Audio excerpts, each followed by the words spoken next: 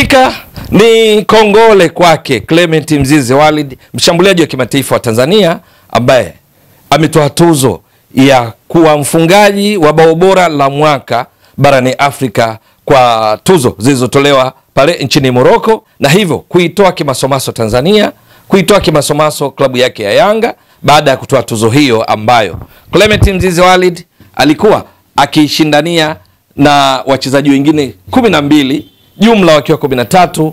Ni tuzo ya goli bora la mwaka ambayo imehusisha mabao yaliyofungwa katika kipindi cha kuanzia Januari 6, 2025 mpaka Oktoba 15 mwaka 2025, ambapo wahusika walikuwa ni wachezaji 13 waliofunga mabao bora katika kipindi hicho. Na wahusika ukiwatazama majina yao, wasifu wao, halafu ukaona namna ambavyo Mzize amewaburuza wote, ndipo ambapo unaweza kujikuta sio tu kumpongeza kwa kile alichokifanya, bali kana kwamba ni maajabu kwa Mzize. Ndio, amefanya jambo kubwa sana, kwa sababu katika orodha ya aliyokuwa akishindana nao ni mabao yaliyofungwa katika michuano mbalimbali ya CAF katika kipindi husika chotoka ukitaja. Ndani yake kuna michuano ya klabu ya CAF, ligi ya mabingwa barani Afrika, kombe la shirikisho barani Afrika. Ndani yake kuna michuano ya CHAN, ndani yake kuna michuano ya vijana wa umri chini ya miaka 17, ndani yake kuna michuano ya wanawake, WAFCON na kadhalika. Sasa wahusika 13, baadhi yao wapo Osama Lamli, bao lake katika mechi za CHAN ambapo Morocco ilitoa ubingwa, yeye akiwa miongoni mwa waliowezesha Morocco kutoa ubingwa wa CHAN. Osama Lamli bao lake lilikuwepo katika miongoni mwa yale yaliokuwa kiwania tuzo ya bao bora. Lakini kuna bao la Ibrahim Ade, huyu ni nyota kutoka katika klabu ya Pyramids, bao alilofunga katika mechi dhidi ya Esperance de Tunis katika ligi ya mabingwa barani Afrika liliingia miongoni mwa mabao yaliyokuwa yakiwania tuzo ya bao bora la mwaka. Lakini pia yupo Barbara Banda, mchezaji nyota wa timu ya taifa wanawake ya Zambia, bao lake lilikuwa miongoni mwa yale yanayowania. Lakini yapo mabao kutoka kwa vijana wa umri chini ya miaka 17, wanawake, wanaume. Lakini vile vile kuna bao lililofungwa na Sofiane Bayazid wa Algeria, lilikuwa miongoni mwa yale yaliyokuwa yakiwania tuzo hizi. Kwa ujumla kulikuwa na washindani 13 akiwamo Mzize. Sasa Mzize, bao kale alilofunga katika mechi iliyochezwa kwa Mkapa jijini Dar es Salaam ya kundi A ligi ya mabingwa barani Afrika kati ya wenyeji Yanga timu yake dhidi ya TP Mazembe, hilo lililotoa tuzo hiyo, lililoshinda miongoni mwa mabao yote yaliokuwa yakishindanishwa. Nakumbuka vizuri katika mchezo huo Yanga walishinda kwa mabao 3-1. Mzize alifunga mabao 2 kwenye mechi hiyo. Bao lingine la Yanga lilifungwa na Stefan Aziz Ki, wakati la TP Mazembe la mkwaju wa penalty lilifungwa na golikipa wao Badara Fati. Lakini Mzize alikuja kusawazisha katika dakika 33 ikawa 1-1. Baada ya Stefan Aziz Ki alikuja kufunga la pili, Mzize akaja kufunga bao la 3 kwenye dakika za 60 na kuifanya Yanga ibuke na ushindi wa bao 3-1. Sasa bao lake lile la umbali mrefu likiwa limemwacha jumla golikipa Badara Fati wa TP Mazembe ndilo ambalo mwisho wa siku likashinda. Hapo awali mabao yaliyopendekezwa na wataalamu wa CAF yalikuwa 13, ambapo ndani yake wakatoa ruksa sasa kwa mashabiki kutoka barani kote Afrika, mashabiki wa mpira wa miguu kupiga kura zao kuanzia Novemba 6 mpaka Novemba 12 mwaka huu, mpaka Novemba 12. Mwisho wa siku kwenye maamuzi ya mashabiki, baada ya jopo la wataalamu wa CAF kuteua mabao 13 ili yapigiwe kura, ndipo Mzize akaibuka kidedea na hivyo kuipa sifa za kipekee klabu yake ya Yanga, nchi yake Tanzania, lakini pia mwenyewe kuboresha wasifu wake katika mpira wa miguu.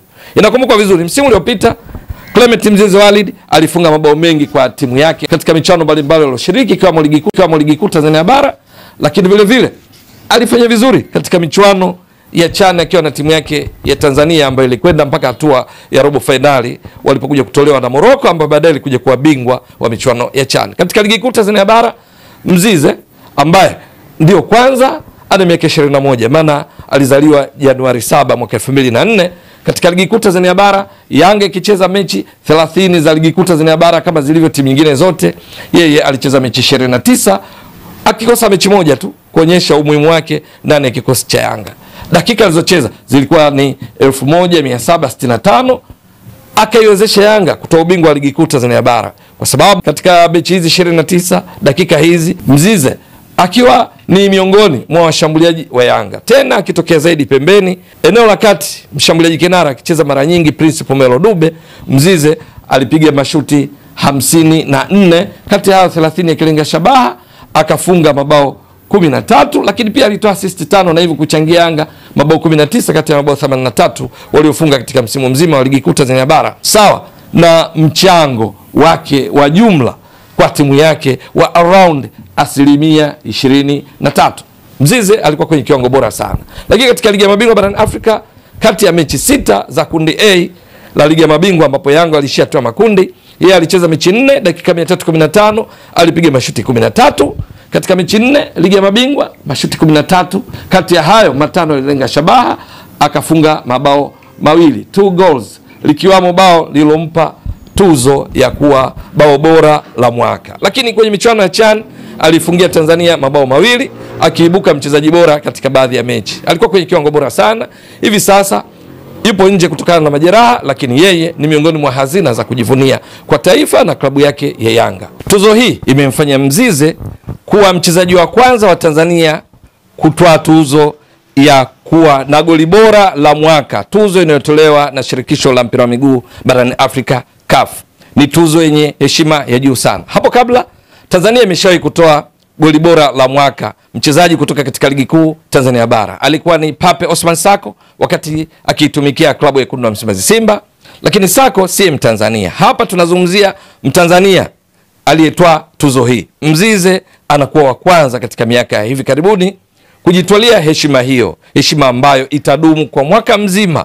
Kila mara linapojadiliwa goli bora la mwaka, basi Mzize jina lake litajitokeza, na hapo klabu ya Yanga itajitokeza, na hapo taifa la Tanzania litajitokeza. Manake ushindi wa Mzize unaifanya Tanzania iendelee kuwa miongoni mwa mataifa yaliyo mbele katika medani za mpira wa miguu, na hasa kwa kuzingatia kwamba hivi karibuni Tanzania imekuwa ikifanya vizuri katika michuano mbalimbali na kujiwezesha kuwa mojawapo ya mataifa yenye kufanya vizuri sana katika mpira wa miguu kwenye kanzidata ya CAF. Hata katika ligi kuu Tanzania, ligi kuu yake ndio ligi bora namba 5 barani Afrika, ikizidiwa tu na ligi namba 1 ambayo ni Misri, ligi namba 2 Morocco, namba 3 Afrika Kusini, namba 4 ligi kuu ya Algeria. Lakini katika klabu bora 10 barani Afrika hivi sasa tunapozungumza kwa viwango vya CAF, ni mataifa mawili tu yenye timu zaidi ya moja katika top 10.